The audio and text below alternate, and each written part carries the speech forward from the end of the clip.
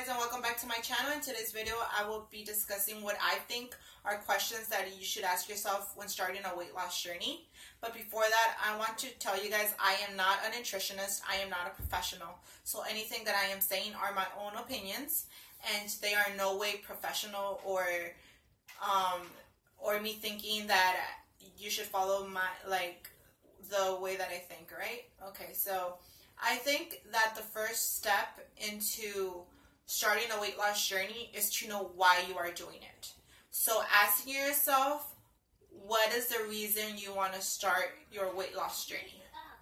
People have different opinions and people have different reasons as to why you started. But I think that there are people that started because they want to start it for their own, for their health, for their life. And there are some people that started for other type of reasons, either for pressure or because they want to please somebody else, you know. And I think that the second reason is not the best reason as to why to start a weight loss journey, because you are not doing it so much because you love yourself, but because you want somebody else to love you, you know. And I think that whoever the person may be, it may be a boy or a girl that you love as an intent for a relationship, or just a family member or whoever, I think that you should start a weight loss journey because you want to be a better version of yourself, because you're doing it for you, because you want a better life, because you want to be healthier, because you want this to be a long-term thing for the rest of your life, and not a diet, or because you have a 15 from here in a month and you want to lose 10 pounds because you want to fit into that dress or whatever, or like a wedding or whatever the case may be. You know, I think that a weight loss journey should be intended for the rest of your life, basically, because you want to be healthy the rest of your life, because you want to be better for the rest of your life. I am personally starting my weight loss journey, well, this time around, because I want to be there for my kids. I want to be healthy because I want to role model to my kids the proper way of eating, because I want to be there when they grow older, because I want to be able to run with them and without getting tired, or just running with them for about a minute and then I'm exhausted because I'm just too fat, basically, right? So that is what I think, right, should be the first question you ask yourself. A second question, well, not a second question, a second fact basically would be to know your weight. And then from there, talk to a doctor and be like, okay, doctor, based on my height and my age and all that stuff that you ask a doctor, what is my ideal weight? And then the doctor's probably going to give you a range between a couple numbers. And from there, you as a person, you must decide, what do you think is going to best suit your body, you know, because for my weight, I'm 5'3". According to doctors, I should be between 120 to 140. I think that if I go to 120, I'll be way too skinny maybe. So my goal weight is 130, or maybe 125, maybe. But like my goal weight is 130. So I think that that's the second step, to know your actual weight, and then from there set a short-term goal. So let's say within 2 to 3 months you want to lose, I don't know, maybe your total weight to lose is 60 pounds. Maybe from here to 2 to 3 months you want to lose 30 pounds, so maybe 10 pounds per month. And that is doable if you work for it, right? Obviously. So yes, to do a short-term goal and then to do a long-term goal. But that it is realistic. Not saying I want to lose 30 pounds in 1 month. Maybe it's possible. I've seen YouTubers do it. I don't know if that's healthy exactly, but I've seen it done. But I'm not sure if it's going to be for the long term. If you're just going to lose the 30 pounds for like a couple of weeks, couple months, and then all the weight is going to come back plus more, right? So, yeah. So number 2, to know your weight, to set a short-term goal and a long-term goal. A third thing or like a third tip would be to clean out your cabinets and everything, to take out all the junk food, basically all the food that you're eating, and really see in front of you what you're eating and what you could take out. of your diet. It's not going to happen like this drastically. Of course not. You know, it takes baby steps. It takes baby steps to get to the weight that you're at right now. It's going to take steps to undo the damage that you might have done to your body, right? It's going to take a couple months, a couple weeks, a couple years. It just depends on the weight that you need to lose. So just by baby steps, just going through your pantry and your cabinets and just take them out and take out all the food that you know that is bad for you and that you could omit from your diet at the moment. And then when going to the grocery store, make a list and going to the vegetable and fruit section first, and then to the meat, and then trying to plan out what you're gonna cook for the week, or if you're gonna do a meal prep, what you're gonna cook for that day, and then therefore for the rest of the week, right? And also when going to the supermarket, to go on a full stomach, because I've heard it so many times, but honestly I did not believe it. But there are times where I do not go with food in my stomach, and I see everything in the store, and I see things in the store, and then I'm just like, oh my god, I want all of this. And it's not necessarily all the healthy foods, you know, it's mostly like the chips, sodas, candies, all that junk food that your body doesn't need or that you don't need at that moment, you know, because you're trying to lose weight. So yeah, so to go to the supermarket on a full stomach.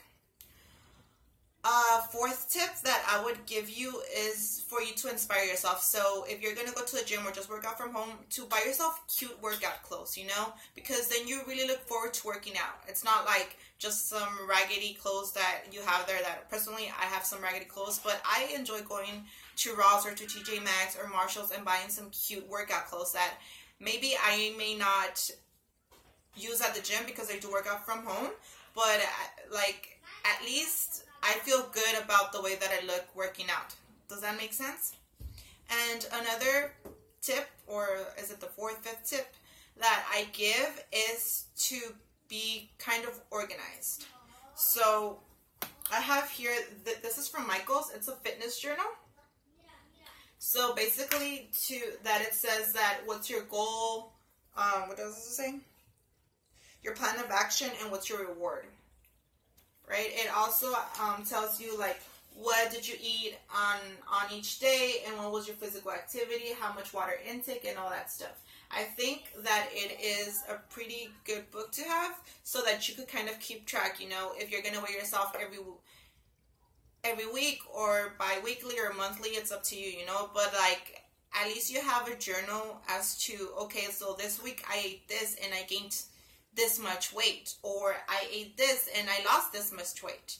And it kind of keeps you accountable for your weight loss journey, and it kind of gives you tips on, okay, I can no longer eat this, or I could eat this but in a smaller portion, because it kind of affected the way that my week went, you know. Or maybe you didn't exercise as much and that affected your progress, you know. So just like small tips, or like it doesn't necessarily have to be like this, but it could just be a journal in which you write what you're eating, what you did to work out, how many minutes, or that sort of thing. Another thing that I have, tip that I have, is to motivate yourself by basically buying things that you would want to fit into, right? So this is pants that I bought myself actually a couple months ago, because I keep on a roller coaster with my weight loss. Like, this is a pants that I want to wear, that I want to be able to fit to probably by Thanksgiving. So it looks pretty big. It is kind of big. It is a size 10. So therefore, you guys know I'm bigger than a size 10, fortunately, but I'll get smaller. So that is my goal for by December, right? A size 10 maybe, or a size 9. So I buy that to know that I want to fit into it. So sometimes, and it may sound funny or stupid or whatever you want to call it, I actually put it out when I'm working out, and I'm just like, I want to fit into those jeans. And in my mind, like at times I'm so tired to work out because I'm at school, I'm at work, I'm taking care of my kids, and sometimes, guys, I do lose motivation. But I just take these bounce out or other clothes that I've bought, and I just put it in front of me and say, you know what, I'm going to fit into them by November, you know? So, and it does help me. And because I also want to go shopping Black Friday and buy myself some cute clothes, you know, that I could fit into and not look towards the plus section and then be ashamed that when I put the pants on or the shirt on, it looks horrible on me because I don't like the way that it looks on my body, right? And I think the last tip that I'm going to give you guys is to drink water.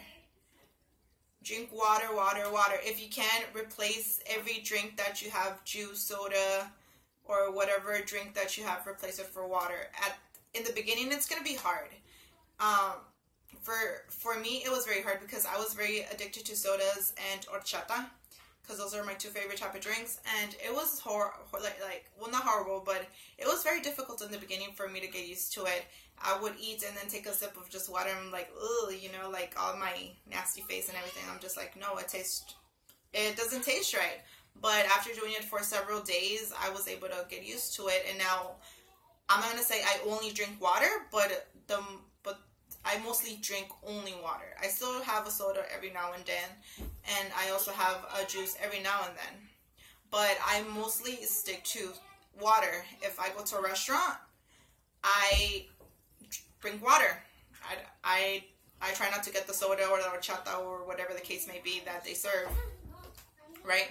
Well, actually, and one last tip would be when you go out to eat, try to look at the menu if it's available online, or if you've been there many times, try to look at the healthier options so that you don't feel guilty afterwards of eating like a huge torta and then you're like, damn, I feel bad and everything.